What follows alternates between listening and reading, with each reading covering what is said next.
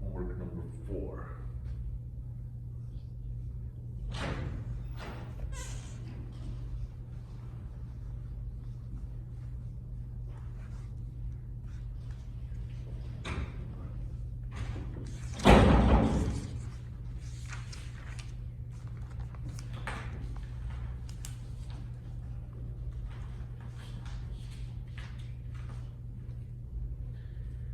Okay, you're going to have 2 problems for homework number 4. The first one is download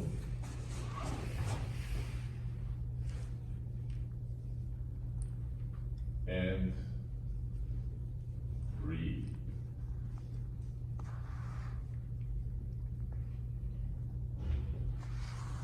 Electrochemical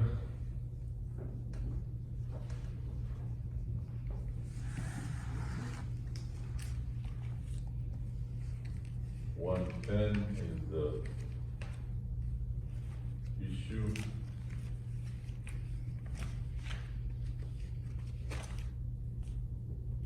Page 411, 2013.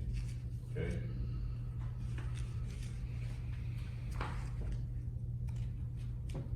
It's by Ginny George et al.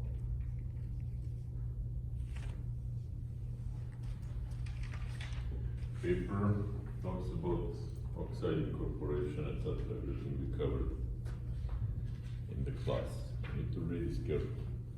Yeah. In this paper, there's the tables.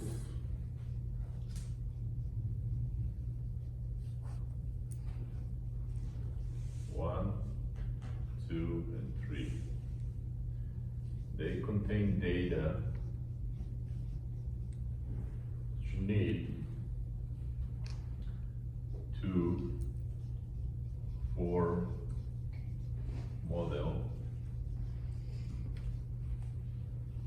for this alloy that is discussed here, that describes oxygen amount, percentage atomic in cobalt iron alloy.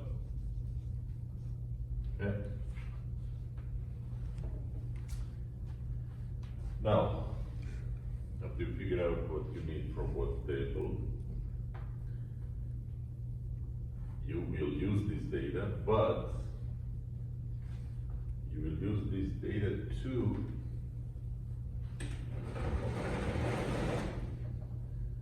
answer at what current density, and in the paper current density is J.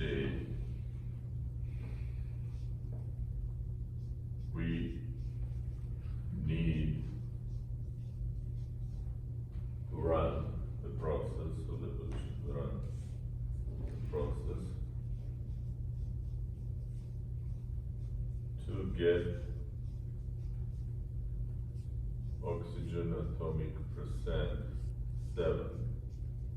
Okay? If concentration of iron 3 plus in the solution is 1 times 10 to the minus 4 molar per mole per liter. Okay?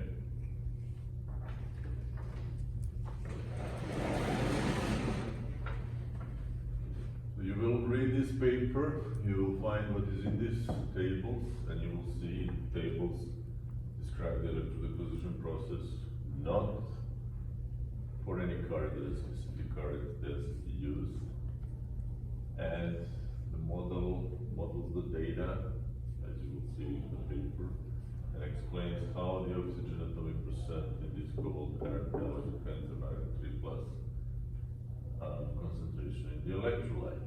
What you're going to do is use this data, but you're going to answer the question assuming that these data are relevant.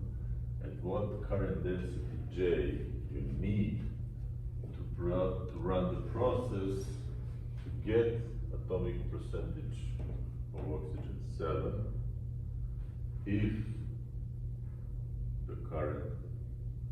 the concentration of iron 3 plus in the electrolyte is 1 times 10 to the minus 4. So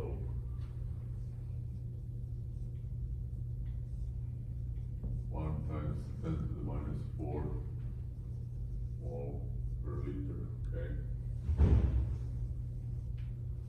J equal, and oxygen atomic percent is equal to 7. Okay? So it's a little bit of calculation and reading that will help you understand what we have done in previous 2 classes. Okay. Second problem is really, really simple. I'm gonna try to put everything in one board.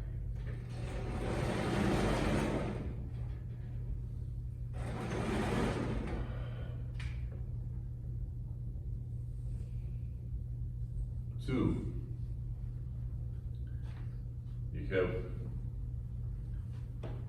PB, UPD on gold polycrystalline. Okay? The adsorption isotherm, delta E,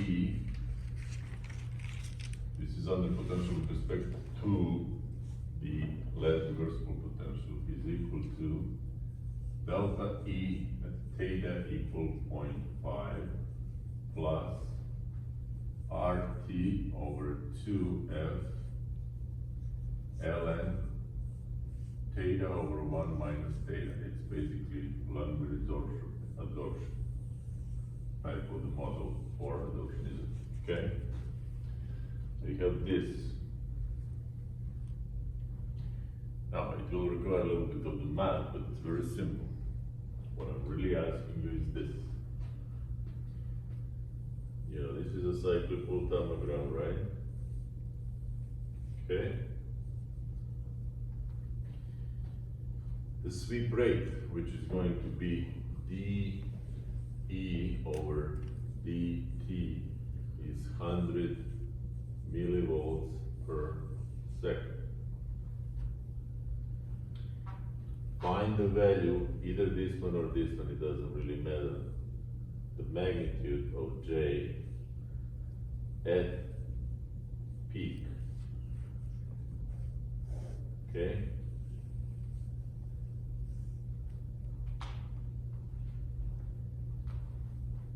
You need to find either this one or this one, doesn't it? One will be negative, one will be positive, because it's 0, which is in milliamp per centimeter square units. Okay? So it's relatively simple if you know what you're doing. And one more thing is that the concentration of lead in a full monolayer, GML, is equal 1.5 times 10 to the 15 atoms per centimeter square.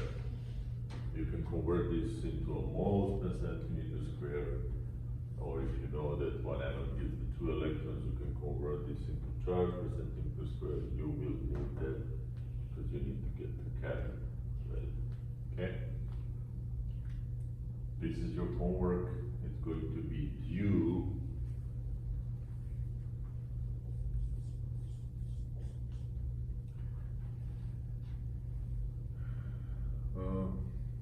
two weeks from now. It's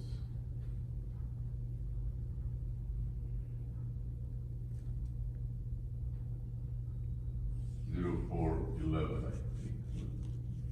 Yeah. 92. Okay? So just requires you to reconnect a little bit the knowledge that we talked about and discussed. Okay. Now I'm going to start an interesting topic that has made, where I made my bonds, I would say, and that's called electrodeposition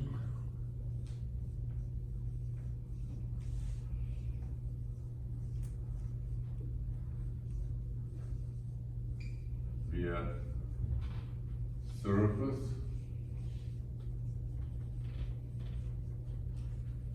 limited redox replacement.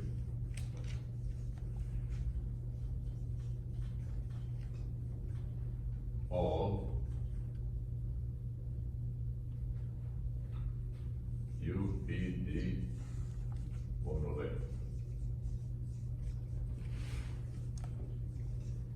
Or in short, it's the position via SLRR of UPD ML. That's short. Okay.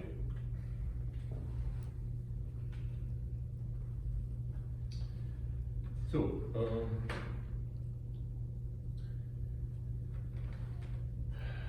we talked about electrodeposition. Now, by the way, on the same topic, you might find people talk about electrochemical ALD, electrochemical ALE, or this is epitaxy, this is a position,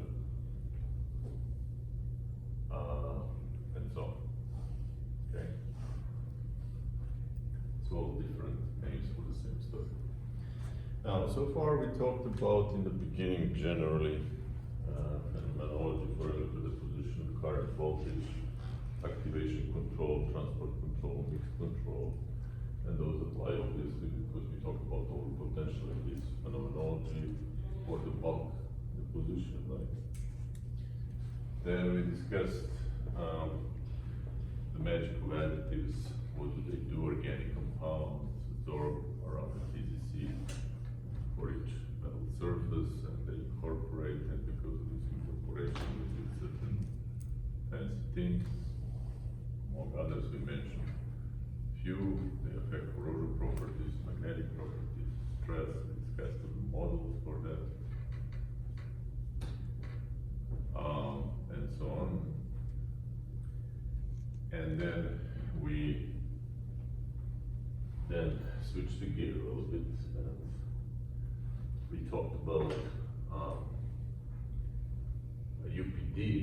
Actually, before that, we talked about oxygen incorporation as a hydroxide precipitation mechanism, which is also relevant for these bulk deposits, being thicker deposits. And then we switched the gear a little bit and talked about under potential deposition, which is the monolayer, or at least the best two monolayer deposition, which is the surface control, surface selective, potential dependent absorption process. Then we went to excursion a little bit to multilayer deposits, discussing under potential co-deposition phenomenon, which is based on this thermodynamics of the solid solutions form, where basically A and B have some kind of a stronger bonding than A and B, and for that reason, when you start depositing A, B starts to deposit earlier than the potential for B, or over potential for B, and we have a very interesting situation where we can control the composition of these cells just by sitting at a certain potential when we do deposition, which is very convenient, and applications are different. Now we go back now to UPD and the potential deposition, because it turns out, as I mentioned before, first UPD has been used widely for discussed already as an example. So you saw the lecture assisted growth, right? Where you can use the UPD monolayers to serve as a surfactant. You can also use them to control the stress in a certain ways, but I'm not going to discuss that. They could be used as flux mitigators if you see the potential conveniently. And I show you some quite interesting data for copper, for ruthenium, silver, gold, etc. But the bottom line, I show you that the application of UPD could be in multi-layer growth. All right. What we now want to talk about a little bit is how we can extrapolate UPD to situations where we want to actually only grow a monolayer still of certain kind of deposit, not one monolayer. Let me give you an idea. Well, if you think about platinum, palladium, iridium, even gold, and to some extent silver too,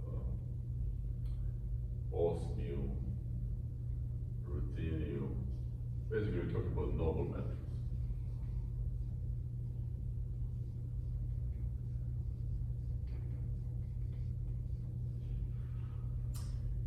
If you look their percentage in the Earth's crust, they're very rare.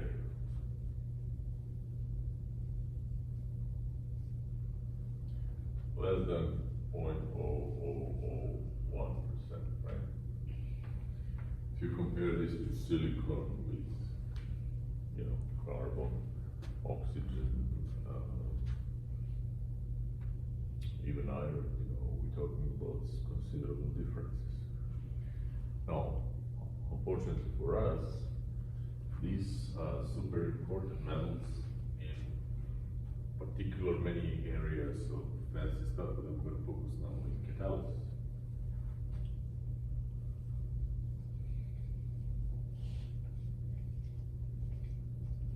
Now, why is that? If you look at the periodic table, platinum, palladium, etc., those are metals that have a d electrons, and likely those d electrons are not always filled. All the d orbitals are not filled. And so in certain applications, you have what that really means is that these noble metals express certain specific properties because of their electronic structure, and they also promote certain chemical reactions. And heterogeneous catalysis in particular is a very simple thing. Let me explain why they're important. So here you have a metal surface, right? Catalyst. And you have A and B. Let's say they react, A plus B equal AB product, right? Very simple, rudimentary. If you have this reaction and you try to achieve this in a gas phase, what you're really trying to emphasize is that in some kind of free, motion of these molecules, you have to keep increasing pressure, and most likely with a temperature too, so that you can get some kind of a critical density of this A and B's per unit volume, so that the probability that unit volume for their collision is high. So that means pressure gives you probability of the collision.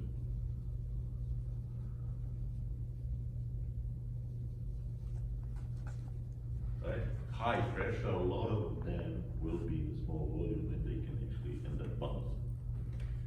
That doesn't mean every collision will be good in a way that will produce the AP. For that, there should be certain velocity associated with these products. That means temperature should be high as well. Because if they collide and have enough energy, they will somehow eventually get to some activity states and form the bond. If they don't have enough collision speed, they'll just bounce off all day long. So you can achieve this reaction A plus B equal AB just in a gas phase, for example, pumping temperature and pressure. And that is, of course, homogeneous catalysis, and that is usually super expensive. Why? Because if you have to pump the pressure and you have to increase the high temperature, like that means you need to spend some serious money.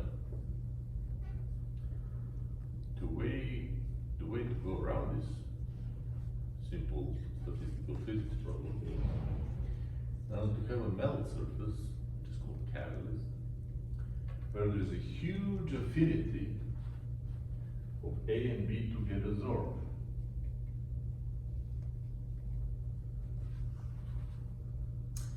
And their property is slightly mitigated with this surface, because there will be some electronic overlap. But what you're really doing, the key thing that people usually don't explain to the students, is that you're just bringing them together, close by. Because if I put another B here, or another A here, now suddenly they don't have to have a speed to collide. The surface on which they absorb, forming the point, force them suddenly into huge proximity. Now you can ramp up a little bit the temperature and so on, so there will be some interruptions. But the bottom line is this: if this surface has this convenient absorption ability, and they stick to it at the right pressure and temperature, you will find the right conditions for their merger here, forming the same product here. Suddenly, you don't have to go at high pressures or high temperatures, you're achieving the same product with much less energy involved. That's what the catalysts do.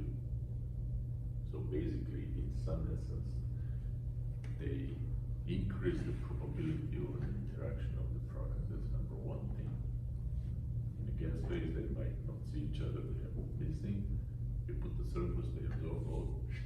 Suddenly, they absorb and they're activated with this absorption wall to some extent, so they can interact easier. Okay? So, it turns out that, for example, for these applications today, yes?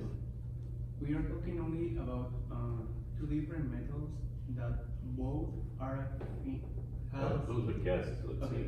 But some AP products. both of them have the same affinity Not necessarily. to the surface. That's the nature of designing a catalyst, and that's already a catalysis. I'm not trying to make a catalysis course here. I'm just trying to explain to you Why what the they catalysts do in general, right?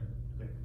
But it turns out that in demand of platinum, palladium, rhodium,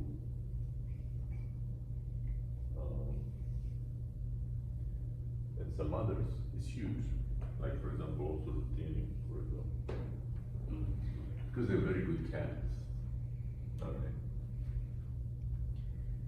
But because of the fact they are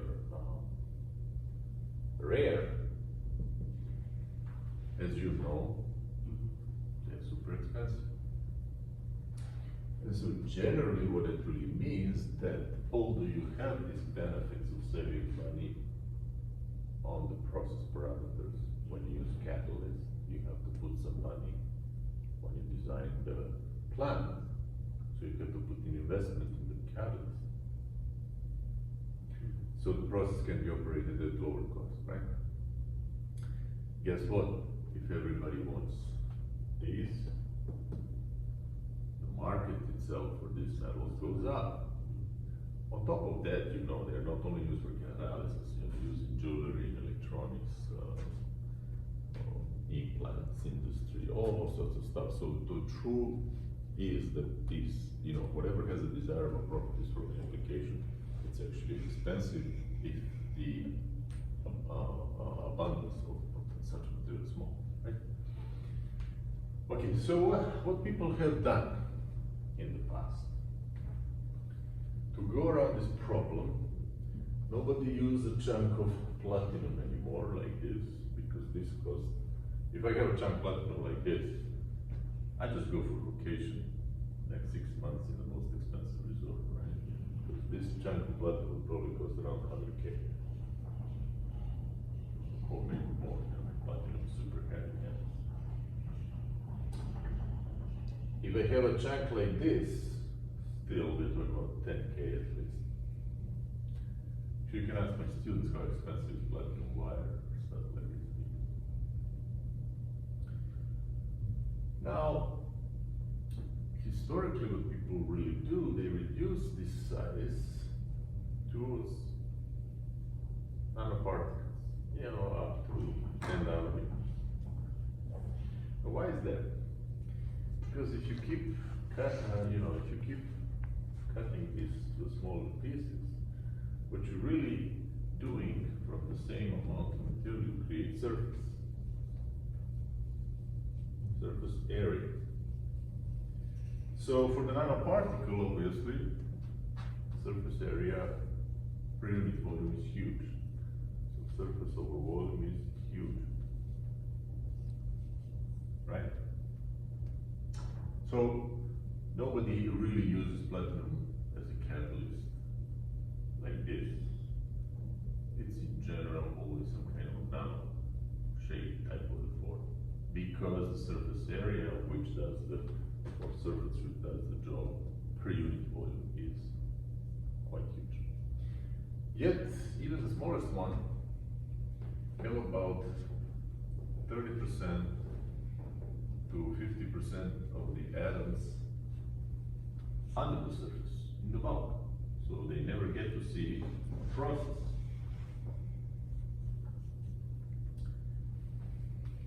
And so what that really means, if you're going to use catalyst that is super expensive in a way that you want to have every atom that counts, that means you're going to have substrate, and then you're going to put just a monolayer or platinum with the atoms. And every single atom now in this monolayer configuration is the atom that participates in the catalytically mediated reaction. Okay? Alright. So for that reason, there's a great demand to develop processes which can deliver platinum or palladium, whatever, or these expensive materials in a monolayer type of the form. Now, it doesn't have to be continuous monolayer like this. It could be a, if you have a substance, it could be a clusters, which are two-dimensional, monolayer high, and have a certain size morphology, certain size distribution, right? Okay. So, that's the task. Now, the problem is that all these metals that I show you here have very high surface energy. Gamma is super big. Let's say much bigger than common metals. Right? Now, is that a problem? Well, yes. If you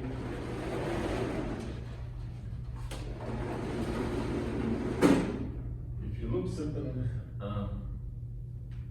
think about epitaxy, there are different. This is a Bauer's concept.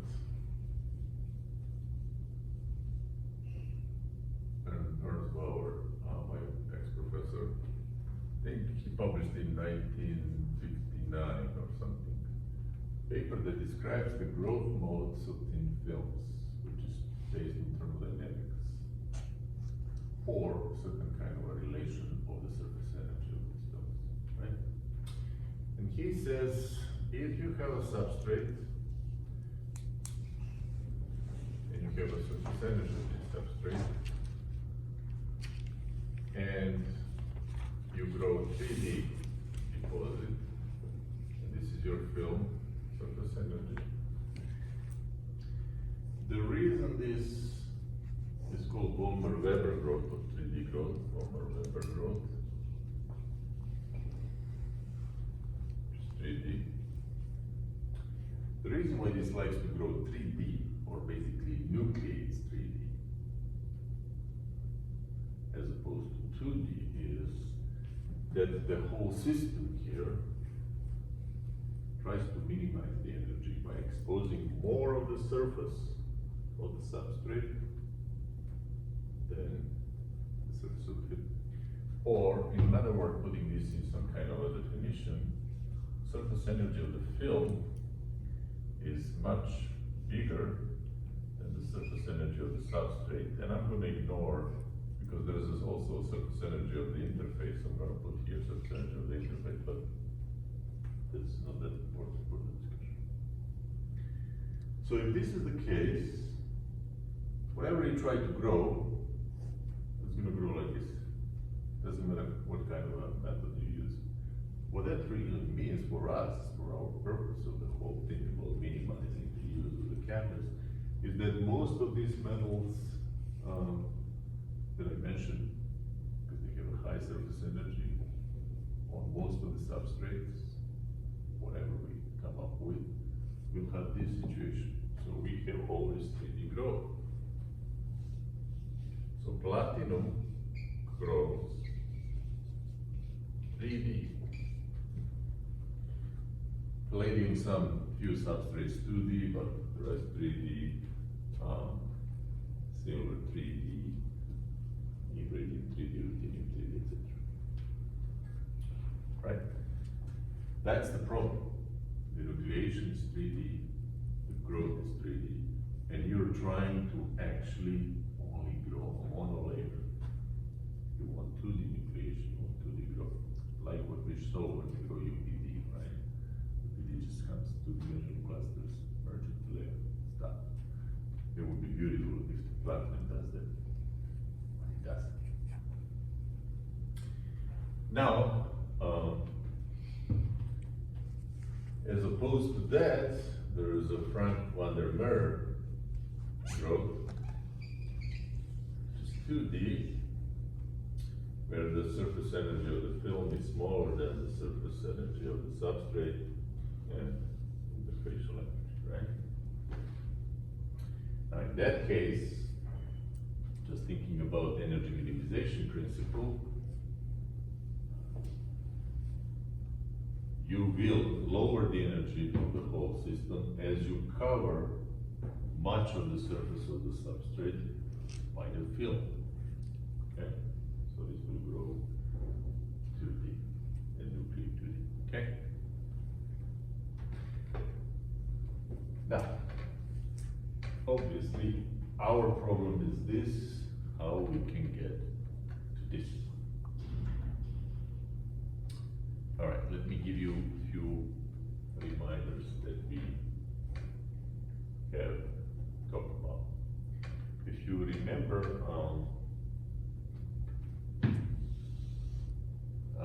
the nucleation lectures, the nucleation rate lecture, we said that J is equal to nucleation rate constant exponential, and then there is some constants here related to materials property like surface energy, but I'm going to say some constant, and here you have over potential squared, right? That's for simple electrodeposition. And what does it tell you? Actually, here's minus. And what does it tell you? Is basically, if you have huge overpotentials, you're going to have huge nucleation rates. Okay? So if you plot nucleation rate slash overpotential here, and you plot here nuclear size,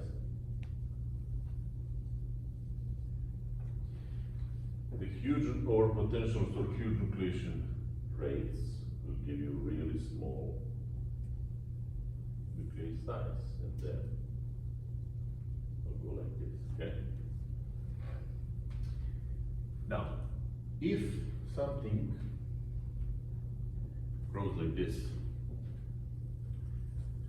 that means here there will be this kind of a nuclei, and it will most likely grow a little bit sidewise and merge into film, so we're gonna have film like this, right? Continuously. Let's say we start the process when you cover the whole surface. Then you increase more over potential, then the more nuclei are formed. They're smaller, higher density, but the morphology still is a 3D, but you get the coverage like this. Then you go and do crank up more over potential, right? And then you get a smaller 3D nuclei that still cover the surface.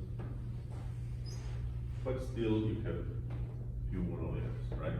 Still 3D. All this is 3D. And you crank up more over potential, then eventually you cannot decrease anymore these nucleus having a 3D shape.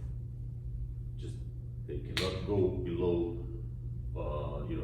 if this zoom looks like this, where you have nuclei that is only 2 monolayers, right? If I decrease further on, I just become a 2-dimensional. So eventually here, I'm really having a 2-dimensional nucleus at super extremely high rates. Is a metastable, but at room temperature, their stability is considered like not an issue. But eventually, if you really go to some extremes in terms of the overpotential and nucleation rate, you will get this 2D. What's the problem? Well, the problem is that this requires overpotentials of 10 plus volts or more. But these overpotentials, what you're really doing is 99.999% of your current is direct water reduction. So this is actually practically la la land. It's good for thermodynamics to calculate and tell you, how theoretically, in practicality, you will never get what you want, because with this kind of, your interfacial pH becomes so high that you end up getting platinum hydroxide, all sorts of stuff, because there's no metal at this rate of hydrogen evolution and depletion of the hydrogen in the interface that do not drop hydroxide. So you really cannot do anything about it. Even here, already not practical. Right? So, the concept which is provided by thermodynamics, to some extent, is flawed, because in practical, in solutions, stability of solution just simply doesn't allow you to go that far with overproduction. And people try, by the way. But people applying pulses 50 volts, all sorts of nonsense.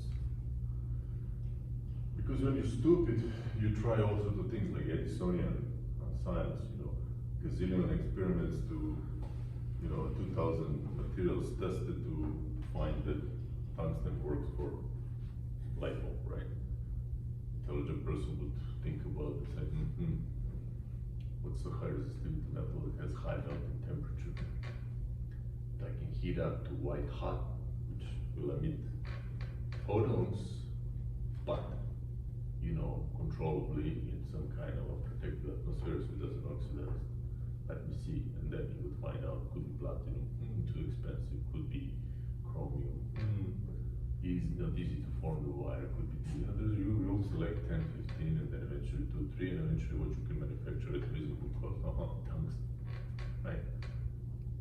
And you will do that if you have some brain and physics in your, your disposal, and meaning you studied something, you would probably converge within a few months and eventually come with some concept, right?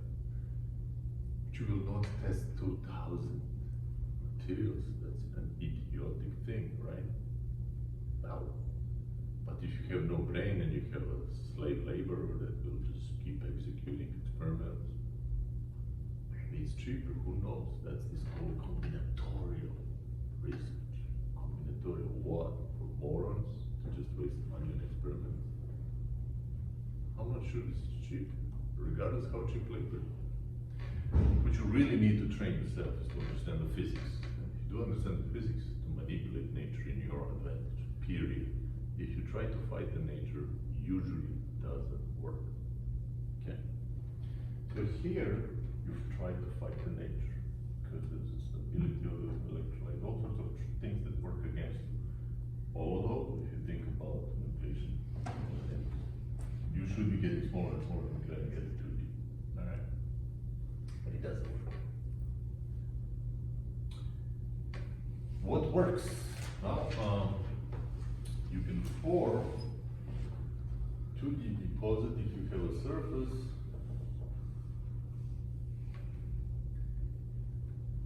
And the surface has a bunch of defects, right?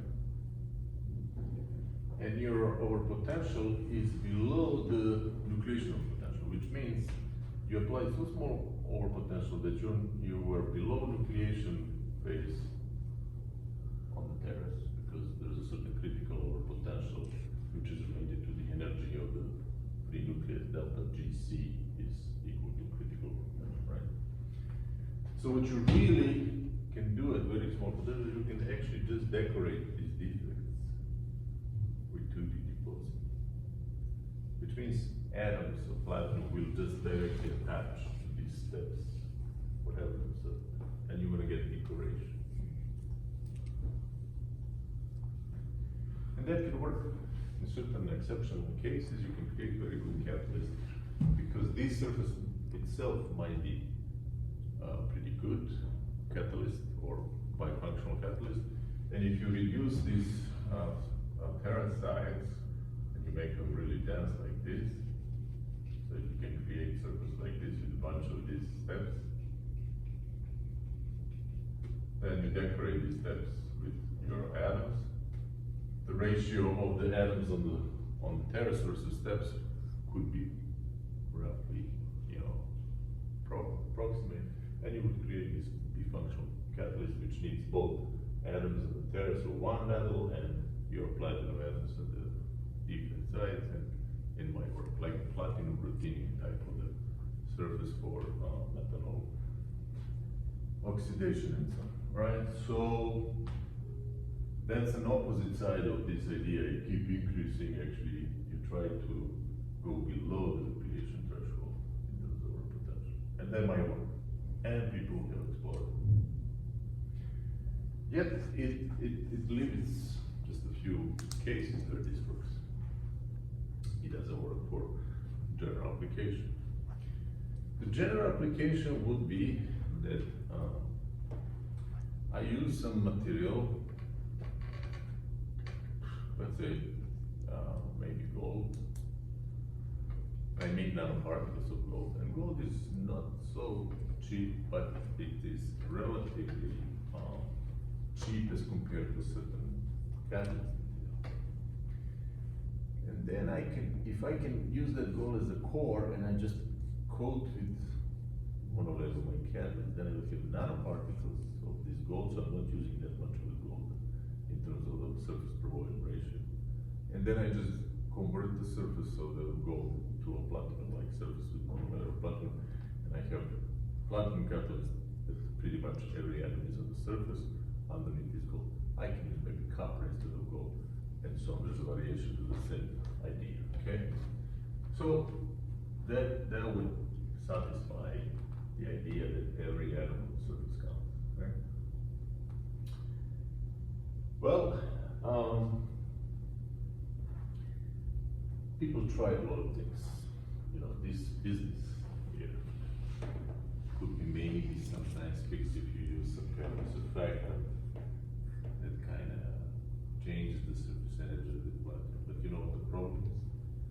Because platinum is a catalyst material, it attracts those organic molecules, and it's very difficult to get rid of them.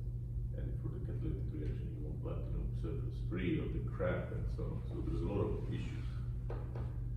So surfactant concept is not so popular or useful. Then people tried atomistic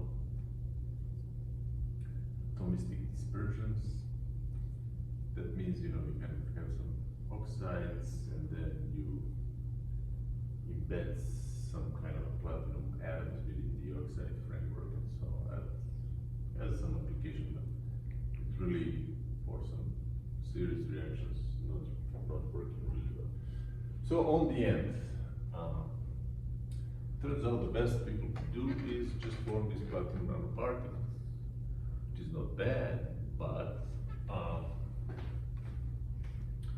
it's been around like 100 years. Platinum nanoparticles of carbon, for example, typical catalyst for hydrogen evolution reaction, for oxygen reduction, for a lot of electrochemistry and so on. But then, if you look, this is the last century. So this is 70s, 80s, 90s, 2000, 2010, 2020. And if you look at the cost of platinum or platinum-like materials, there was a known use of platinum as a catalyst. World had about half less people than today, maybe 4 billion. And people really didn't care too much about pollution. The catalytic converters were not in the cars. They used tetrathiol as additive for the gas. And the platinum cost per fine ounce was probably, I don't know, $500.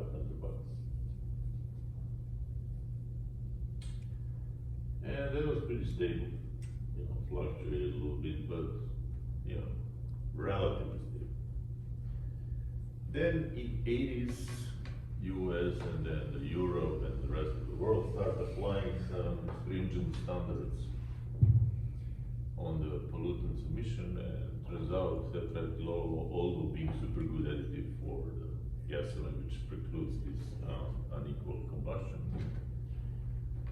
you spit out lead oxide, lead type of the compounds, and it turns out a lot of cancer and a lot of other problems in human health has been associated with the polluted cities. So what they've done, they mandated different additives which are organic based, but those additives, in order to also be harmless, have to be burned out in exhaust pipe on a catalyst surface. So every car starts having an additional part of the exhaustion system, which is the catalyst one. And that means, and this catalyst for rhodium, platinum, palladium type of kind of alloy, so that spiked a little bit demand. Not significantly, but maybe double the price, right? And then here there was a hydrogen initiative by George Bush Jr., President of the United States, who said that eventually the United States will consider fuel cell powered car, which will use hydrogen as a fuel. fuel cell, which is basically energy conversion device, which is the most efficient up to date. That's the device that converts chemical energy storage in fuel like hydrogen to electricity directly. So there's no combustion associated and then combustion into mechanical work into the electromagnetic induction, and so forth. So not just direct conversion efficiency is already 70+%. As they announced, and people start considering fuel cells, where the main ingredient is again platinum, etc., etc., etc.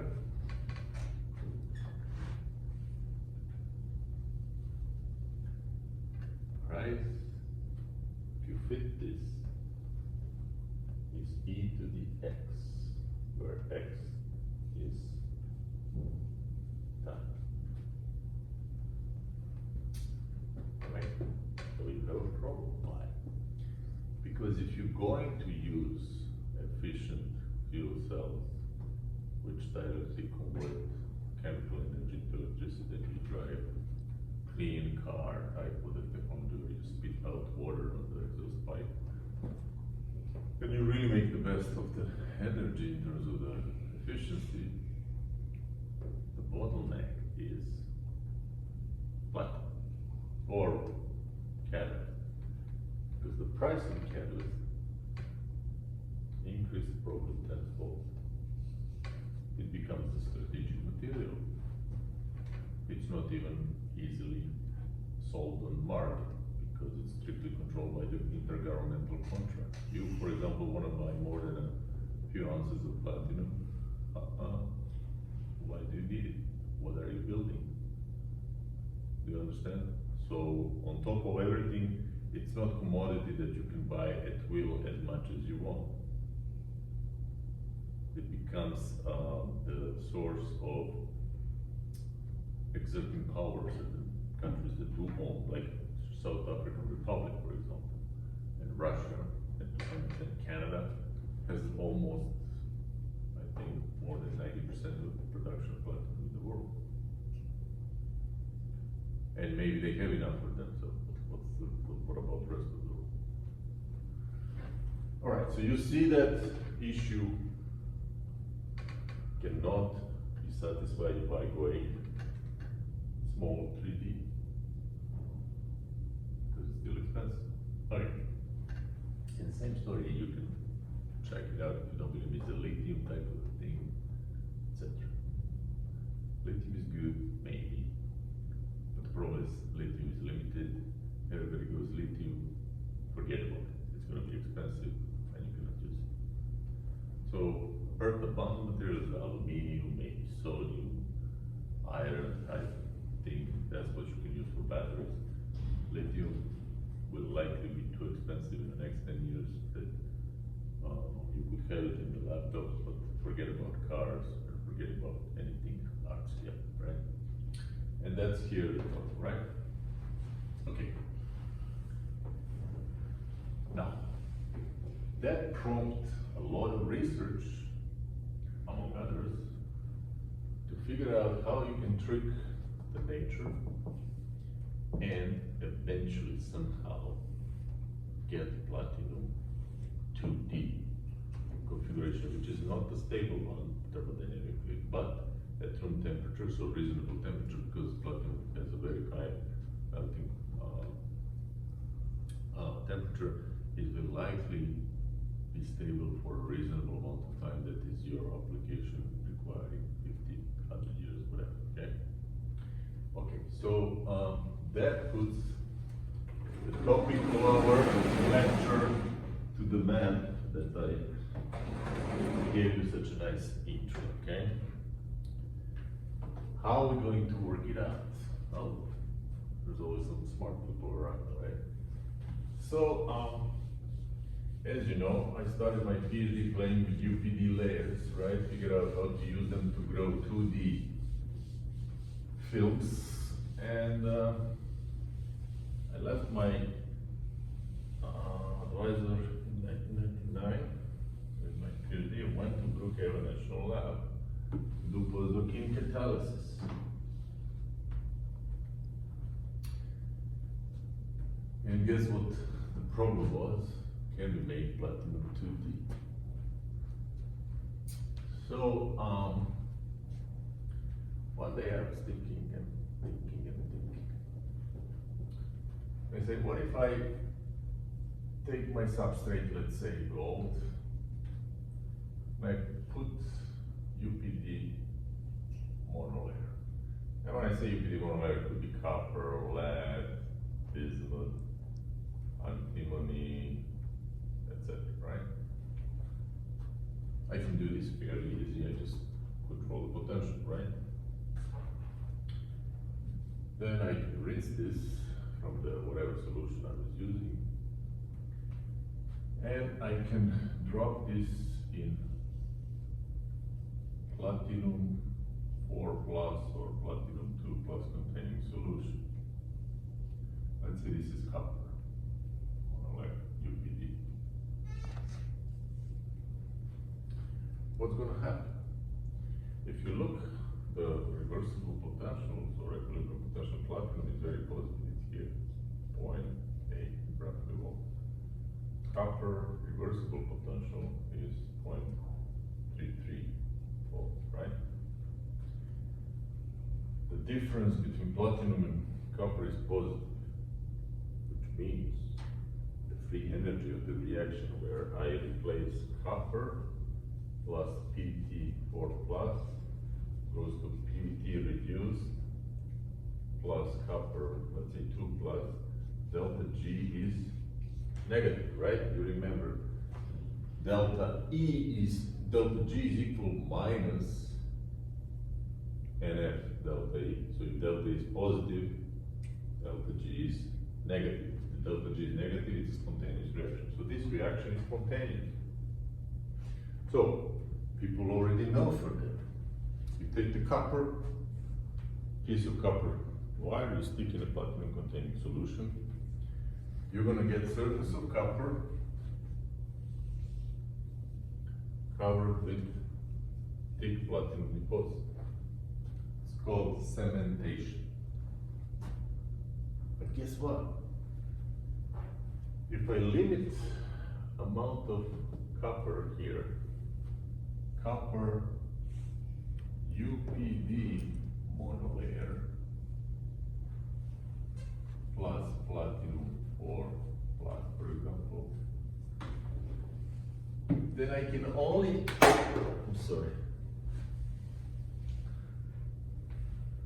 then I can only deposit whatever the stoichiometric ratio between 4 and copper 2, 1/2 of the PT plus copper 2 plus in solution, right? You understand the trick? So the first thing that you do with replacing, instead of the bulk copper with platinum, which is called cementation process, by replacing UPD monolayer, you just limit the amount of platinum is going to come down. Platinum cannot oxidize gold and keep depositing because the oxidation potential of the gold is here, right? When I thought about this, I didn't realize how well the position will go.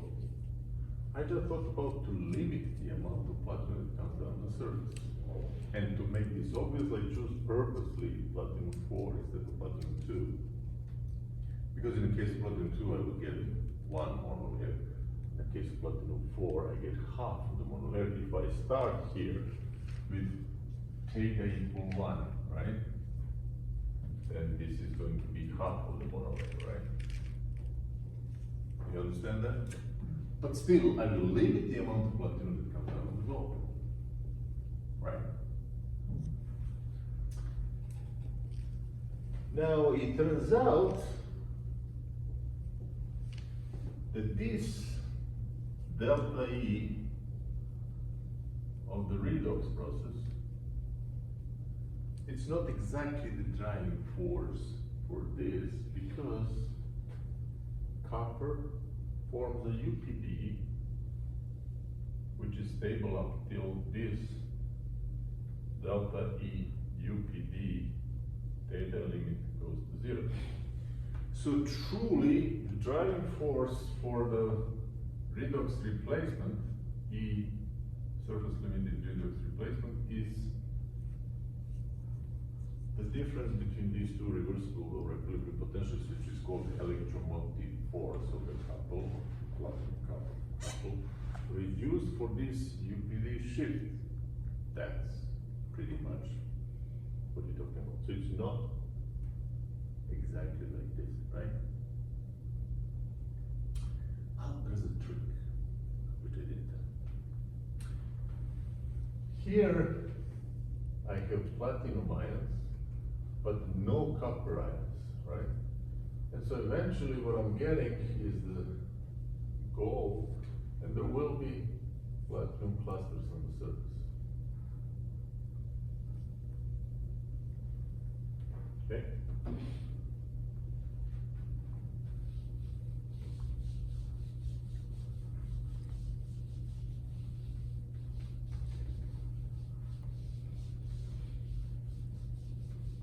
David, how we do with the time? 6:35. All right. So I'm getting platinum clusters. Okay. But keep in mind one thing. This equilibrium potential and this equilibrium potential. So equilibrium potential for copper is equilibrium potential for copper at standard conditions, which is 1 molar solution, right? Plus RT over NF ln activity or concentration of the copper ions in the solution, right? For platinum, equilibrium potential is the same story. Standard conditions plus RT over NF ln activity of the platinum, or we can approximately use the concentrations, right? So if this is less than 1 or this is less than 1, I really happen to be shifting either of all of these to the left, right? Right? Alright. So here I have some concentration of copper. I deposit my copper EPD, I don't care. I sit here with a potential and I get the full monolayer of copper. I take it out, rinse in water, and I stick in this solution and I eventually get my platinum. But in this solution, really truly no copper is. So what's the reversible potential of the copper? It shifts in this direction, right? See that? That means the UPD stability is here, so basically this shifts and increases. So the driving force or delta E SLRR becomes large. Not applying any potential or anything. This is electrolysis process here. I just stick this in the solution. But because I don't have copper ions, the only ones actually that I do have are the ones that are liberated from this monolayer. Okay, so the concentration of copper that is around the surface is super small. Could be 10 to minus 6, 10 to minus 8, 10 to minus 10, who knows. With every decade, I'm shifting 30 millivolts copper reversible potential, right?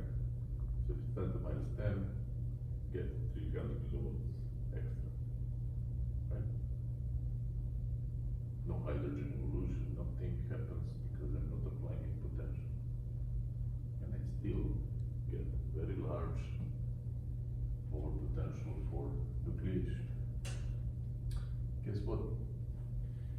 When we took the STM to look at the morphology of the platinum, man, that was eureka. You know, clusters everywhere, exactly 50% coverage. Small clusters, 3 to 4 nanometers in size, 1 monolayer high. 2-dimensional.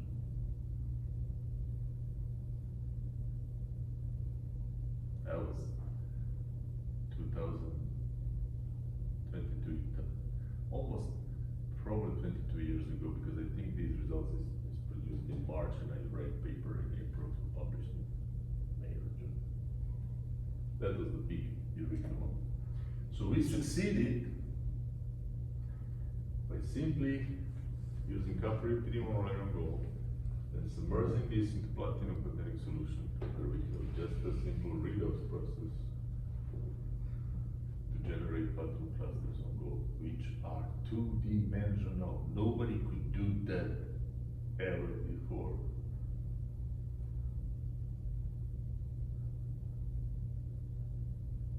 Control. If I put less copper, meaning less than a monolayer, I'm gonna get less platinum according to stoichiometry, right? So I can control the amount of platinum and many other things. That was a big thing. Driving force for this reaction, obviously, delta E SLRR, is the delta E EMF minus delta E of the UPD shift for theta goes to 0, and then plus RT over N over M ln APT over A copper activities, right?